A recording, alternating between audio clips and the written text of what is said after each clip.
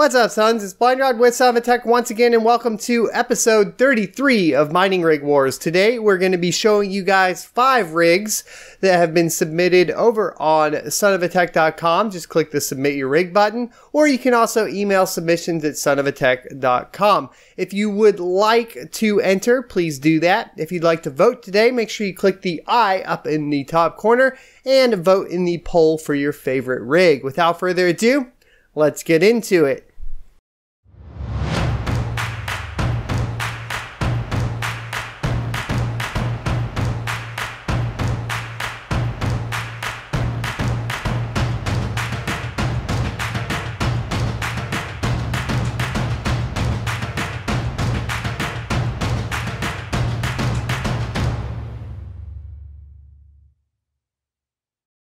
Welcome back. Starting things out today, we have Reggae Red Dragon by Thomas. He's featuring the Thermaltake P3 in the Snow Edition, so the Snow White. Pretty awesome stuff there. He has the MSI Gaming AMD Ryzen X370 DDR4 VR ready motherboard there, so the X370 Gaming Plus. He has a Ryzen 5 1400, which is basically a 4-core, 8-thread CPU. The Ballistix Sport LT 8 GB of DDR4, an EVGA SuperNOVA 850 watt power supply with a GeForce GTX 1060 6GB and an EVGA GeForce GTX 1060 6GB, as well as an Asus NVIDIA GeForce Strix GTX 1050 Ti.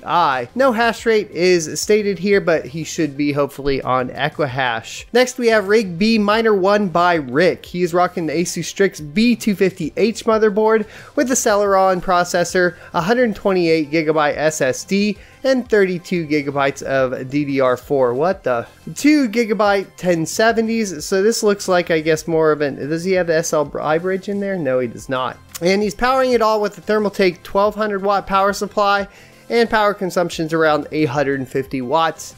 But no hash rate provided once again. Next we have Rig C Bit Virgin by Reinis. He's rocking 6 GB GTX 1050 Ti's with a Kingston 120 GB SSD. He has the G3460 and it's on the ASRock H81 Pro BTC motherboard, so going old school there. A 6 GPU aluminum case with 8 GB of DDR3 and a Corsair 1000 watt 80 plus platinum to power it all. The PSU, he says, is overkill as he's only pulling about 650 watts, and his total hash rate is about 1 kilohash a second. Next we have Rig D Kippu 2022 by Luis. He's rocking the Asus Prime Z270 AR motherboard with an Intel Core i3. I don't know exactly which one. 5 Sapphire Radeon RX 580 8GB cards, a single GTX 1030 Master Race. There you go. A 1000 watt EVGA power supply, 8GB of RAM, and a 10-inch monitor. The rig frame is $9.99. It's a bathroom shelf, and he just found it walking around, and I guess he said that it looked like it would work. It does look like it works pretty well. He has 2 sticks of 4 GB of Corsair Vengeance DDR4, and he is around 1.5 kilohash a second. Finally, we have Riggy Geek TV PR, and he is rocking 2 GTX 1080 Ti's from Gigabyte, 2 1070 Ti's from MSI, the Aero editions, 2 ROG Strix RX 580s, an EVGA 850 watt power supply, a Cooler Master 1000 watt power supply, 2 sticks of 8 GB of DDR4, a single 250 GB Samsung SSD, an ASRock H110 Pro BTC Plus motherboard, and a Celeron processor with Windows 10 and awesome miner. Going back through these, of course, I really like it when you have the standard frames that clean all the cables up, and Geek TV PR definitely has that going for him. However, running the NVIDIA cards with the AMD cards can make things a little bit problematic when you start trying to really customize what you want to be able to mine. Of course, he's using awesome miner, so a lot of that's going to be click and go, albeit you are going to have to pay the fees for that. Luis has the best frame in my humble opinion, especially that it only costs $10 and is cable managed very, very well. I think overall this is probably my favorite rig of the week, and having that 1030 in there just gets some extra bonus points, but I'm not really sure why. I guess he said it's due to HiveOS video card requirement. There you go, which is super interesting. Probably will be solved soon on a newer version, of course, of HiveOS, which I think they have solved now at this point. So that's a good thing to note. On Bitversion, he definitely did a really good job for his first rig. The cable management is clean. He has a nice clean frame, and he has matching GPUs, all of the 1050 Ti's. He's also rocking one of the old school motherboards, in my opinion, which would be the ASRock H81. And this is a perfect beginner build example. Super props for your first time making a rig or building a rig. So the last two here are more of standard PCs, and I'm not really sure how to judge them. Of course, if you have a standard PC with a Celeron, I'm not sure what's going on there. For Rigby Minor One, it's not really a mining rig. It doesn't have the power to do any daily workstation tasks due to the Celeron.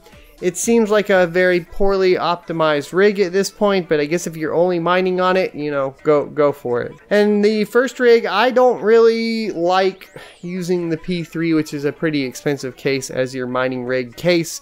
It does seem to dual purpose as a workstation, and the Ryzen 5 1400 should be able to handle most of that, no problem. So there you go, guys. There's this week's episode of Mining Rig Wars. Hope you enjoyed it. Don't forget to vote for your favorite rig up here in the corner. We're trying to get back into it with some more mining content. I know we've been a little bit slow on it. I had to restructure some things on the crypto side, and we'll go into more detail in that and other videos. If you're interested in what I'm doing as far as all that goes, stop in the Discord. We'll still keep coming at you guys with some more gaming oriented stuff as well. I prefer to work on things that I essentially am going to be working on anyways, so it's all going to be, this channel is my hobby channel. It's everything I work on as far as outside of my day job. Sometimes those do overlap quite well because, you know, you got to do what you love at work and then you never work a day in your life. Is that the saying? I don't know, something like that. Follow me over on Twitter at @sonofatech.